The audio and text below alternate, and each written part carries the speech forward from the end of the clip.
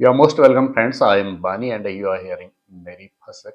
The Pasak that I'm gonna share with you is about English teaching by a teacher in some primary school somewhere in Rajasthan. तो friends, जो फसक मैं आपके साथ साझा करने जा रहा हूँ वो ये है कि एक अध्यापक बच्चों को इंग्लिश पढ़ा रहे हैं, पूरी मेहनत कर रहे हैं। आप देखिए वो कैसी मेहनत कर रहे हैं, इसके बारे में फिर थोड़ी बहुत चर्चा आपके साथ करेंगे, थोड़ी फसक मारेंगे।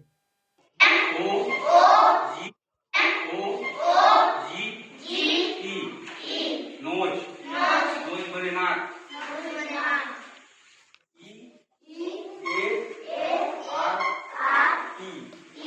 ईयर बने कान आई आई वाई आई बने आंख एंड संडे संडे संडे बने रविवार M A N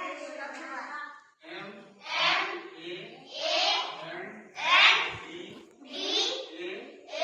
Y Monday Monday means सोमवार ई यू एस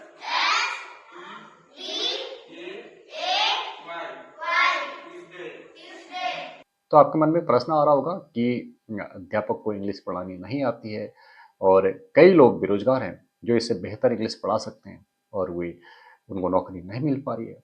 इनसे अच्छा उन बेरोजगारों में से किसी एक का सिलेक्शन हो जाता तो शायद वो अच्छी इंग्लिश पढ़ा पाते हैं, लेकिन एक सिस्टम के तहत अध्यापक का सिलेक्शन हुआ होगा और अब जिस सिस्टम ने अध्यापक को सेलेक्ट किया उस सिस्टम की जिम्मेदारी तय होनी चाहिए, उन ऑफिसर्स की जिम्मेदारी तय होनी चाहिए जिन्होंने अध्यापक को उनके इंग्लिश के नॉलेज को चेक किए बगैर उनका सिलेक्शन किया।